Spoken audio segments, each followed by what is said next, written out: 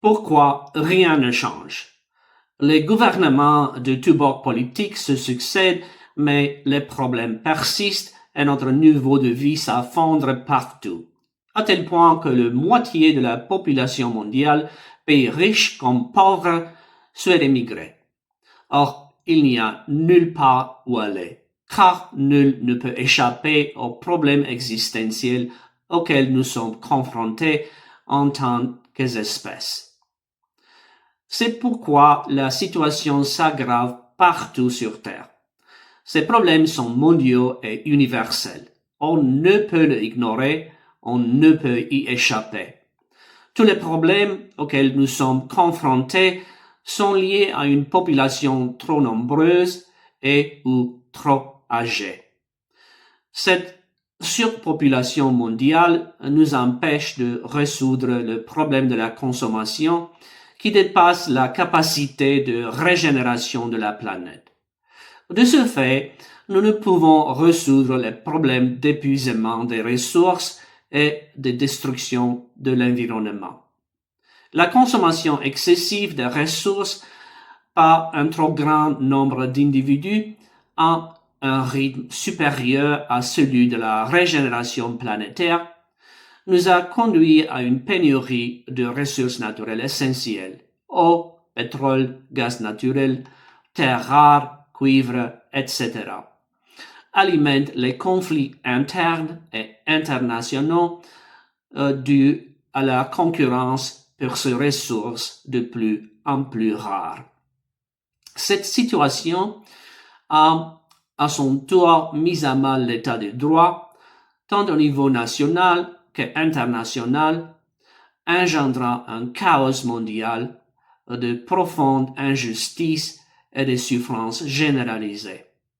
En résumé, le problème démographique a engendré les problèmes de la consommation qui a lui-même entraîné l'épuisement des ressources et la destruction de l'environnement. Ces dernières ont provoqué la concurrence pour les ressources et les conflits qui ont à leur tour engendré l'état de droit, le chaos et l'anarchie à l'échelle mondiale. Le vieillissement de la population des pays développés, conséquence des méthodes de dépopulation clandestine qui ont anéanti notre capacité de reproduction, engendre de graves problèmes budgétaires et économiques. Les gouvernements tentent de les résoudre par une émigration massive qui à son tour provoque de sérieux troubles sociaux, lesquels sont à l'origine des problèmes politiques chroniques. Poursuivant cette chaîne de causes et d'effets, l'épuisement des ressources engendre la crise énergétique, laquelle a conduit à des conflits liés aux énergies fossiles en Ukraine, au Venezuela et plus récemment en Iran. Ces conflits alimentent l'inflation qui à son tour aggrave le coût de la vie et les déficits budgétaires, exacerbant ainsi l'impuissance politique des gouvernements. Pour maintenir à flot les gouvernements et l'économie mondiale, en imprimant de la monnaie et en empruntant ainsi sur les générations futures, le complexe militaro-industriel américain sous Trump a imaginé une taxe cachée sur la population mondiale, les droits de douane. Et plus récemment, la stratégie d'une croissance économique factice via le bulle de l'IA. Ces stratégies atteindront leur terme une fois que les introductions en bourse de SpaceX, d'Elon Musk, d'OpenAI, de Sam Altman et d'Anthropic de Dario Amodei auront transféré leurs dettes sur nos fonds de pension et nos dernières richesses dans leur propre poche, moment où le marché s'effondrera. L'incapable de transgresser ouvertement leur constitution de l'état de droit pour les gouvernements et leurs doctrines et dogmes pour les religions organisées, afin de mettre en œuvre une loi de stabilisation démographique en 3 volets: fécondité au niveau de remplacement, euthanasie obligatoire et niveau de population optimale, seule solution permettant de résoudre définitivement tous nos problèmes et d'atteindre la durabilité. Les autorités, tant laïques que religieuses, ont décidé en 2025 de avoir sur l'intelligence artificielle.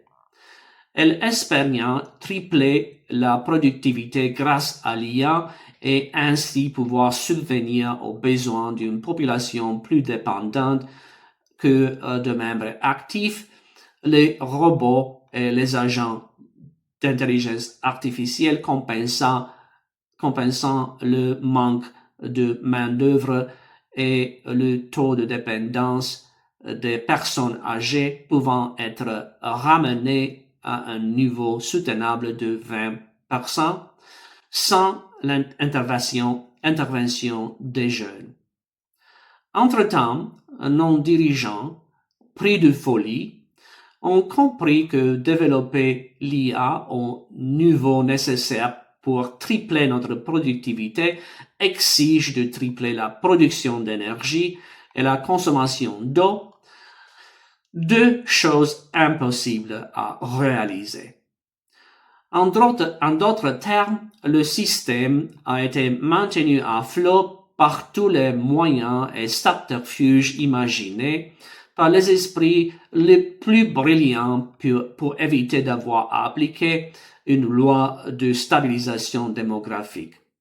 Mais à présent, à court d'idées et de temps, ils ont décidé de gonfler la bulle de l'IA à un point tel que lorsqu'elle éclatera, aucun pays ne pourra se reconstruire. Un nouveau système financier basé sur la monnaie et identité numérique pourra nous être imposé. Ce système serait le seul moyen pour les gouvernements de limiter la consommation par habitant, la mobilité et les salaires, et ainsi enfermer la population mondiale dans une prison numérique et nous soumettre tout au rationnement. Si le rationnement peut fonctionner temporairement, pendant 1 an ou 2, il ne peut être viable à long terme, car personne ne tolérera une vie misérable plus longtemps sans perspective d'amélioration et sans progrès concret et mesurable mois après mois. Le système de rationnement qui va nous être imposé ne pourra toutefois apporter aucune amélioration sans réduire drastiquement la population mondiale qui continue de croître d'environ 70 millions par an. D'autant plus que cette capacité à contrôler les masses dépend d'un développement massif de l'intelligence artificielle qui nécessite d'énormes quantités d'électricité et d'eau à un moment où nous pouvons le moins nous permettre de détourner ces ressources de la population mondiale, car nous sommes en pleine transition vers les énergies renouvelables, transition qui doit être achevée d'ici 2050, date à laquelle le monde sera à court de pétrole et de gaz. Ceux qui nous gouvernent politiquement et spirituellement sont prisonniers de leurs propres erreurs et aussi démunis de solutions que l'homme de la rue. Les gouvernements se succèdent à un rythme effréné et chaque administration est aussi impuissante que la précédente. Les nouveaux partis politiques qui émergent en sont en train d'émerger grâce au mécontentement populaire envers les partis établis, accéder au pouvoir avec de promesses grandioses. Mais une fois sensibilisés au problème de la surpopulation et confrontés au choix entre poursuite des méthodes clandestines et la mise en œuvre d'une loi de stabilisation démographique, ils sont tous terrifiés à l'idée de devoir dire la vérité et limiter les naissances et l'espérance de vie, et préférant supplier le complexe militaro-industriel de continuer à recourir aux méthodes secrètes. Nous avons vu cela se répéter maintes et maintes fois.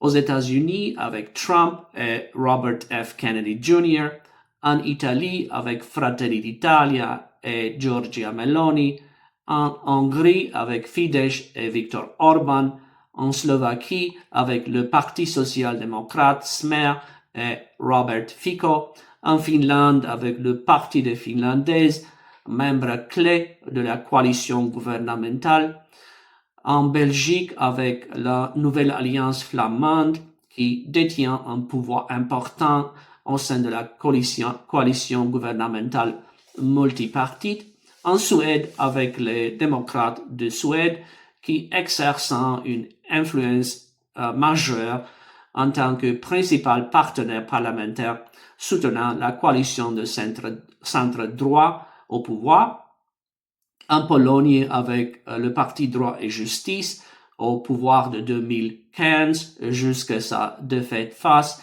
à un gouvernement de coalition fin 2023, aux Pays-Bas avec le Parti pour la liberté de Geert Wilder, devenu le premier parti de 2023 et ayant contribué à la formation d'un gouvernement de coalition de droite en 2024, en Argentine avec le président Javier Milei et la coalition populiste droit La Libertad Avanza, entrée en fonction fin 2023, et au Brésil avec le populiste de droite Jair Bolsonaro, qui a été président de 2019 à 2022, et ainsi de suite.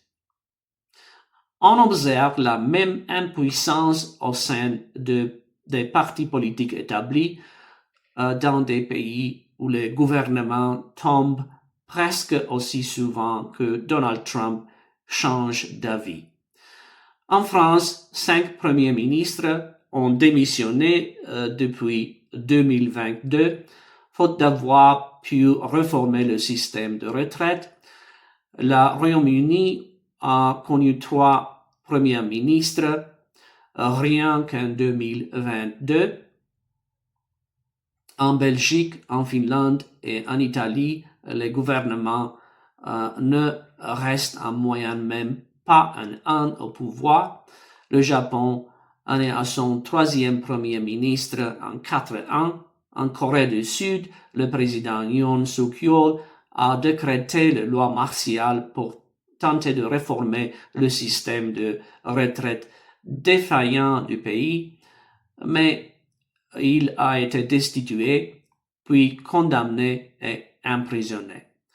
Et en Inde, le parti Janta, surnommé le parti des cafards, connaît une croissance fulgurante en réaction aux propos du juge du chef de l'Inde, Surya Kant, qui a comparé les jeunes chômeurs à des cafards et à des parasites de la société, refusant ainsi de reconnaître l'échec du gouvernement à résoudre le problème de chômage des jeunes.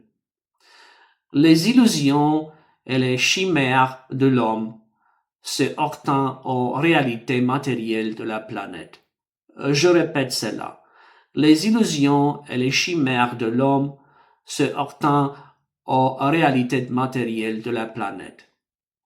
Malgré les invocations véhémentes de Dieu, de la bienveillance, de la fraternité, de la solidarité et les autres vertus nobles, qu'elles soient le nom de l'homme, du pape ou d'autres chefs spirituels, rien n'y a fait. L'épuisement du pétrole, du gaz, de l'eau douce, du lithium, du cobalt, du cuivre, du phosphore et de nombreuses autres ressources naturelles essentielles demeurent, toutes comme la capacité de régénération de la planète reste vaine. C'est comme tenter de vaincre la gravité pour pouvoir sauter 10 mètres plus haut. Lorsque l'ordre social s'effondrera complètement et il s'effondrera, les personnes âgées ne toucheront plus de pension, les jeunes n'auront plus d'emploi et la foule se disputera le dernier litre d'essence, la dernière bouteille d'eau potable et le dernier sac de riz ou de farine. Alors les masses réaliseront qu'elles auraient de choisir ma loi de stabilisation de la population, mais il sera alors trop tard pour au moins la moitié de la population mondiale qui mourra de faim, tandis que le reste sera réduit au cannibalisme et à une existence courte, misérable et brutale. Chacun d'entre vous doit choisir. Soit laisser le système s'enfoncer dans l'abîme, anéantir la civilisation et notre dernier espoir de survie, tout en bafouant vos droits et libertés pour continuer à nous imposer des méthodes secrètes de dépopulation, sans jamais parvenir à assurer notre survie, soit réclamer une loi de stabilisation démographique limitant chaque femme à 2 enfants et chaque être humain à 75 ans, préservant ainsi tous les autres droits et libertés et garantissant notre survie. Le choix est suivant. Soit laisser le gouvernement continuer à vous vendre l'illusion de la démocratie et de l'état de droit, sacrifiant la jeunesse au service des anciens et échouant malgré tout à sauver l'humanité de l'autodestruction, soit assumer la responsabilité de notre survie et sacrifier nos dernières années pour sauver la jeunesse et empêcher notre propre destruction.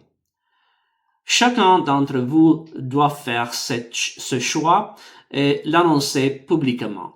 Sinon, vous serez co-responsable de la chute de notre civilisation et de l'autodestruction de notre espèce. Si vous choisissez de vous accrocher au système spirituel, politique, économique et social obsolète qui ne menant à l'effondrement de la civilisation, vous et vos enfants serez condamnés tout comme le vieux monde. Mais si vous choisissez d'assumer votre responsabilité personnelle et d'accepter un nouveau système spirituel, politique, économique et social, alors vous et vos enfants vivrez dans un monde nouveau et meilleur. Chacun d'entre vous doit faire ce choix et l'annoncer publiquement. Sinon, il sera fait pour vous et vous n'aurez aucun droit de vous plaindre, quelle que soit la brutalité que vous subirez et la misère dans laquelle vous vivrez et mourrez.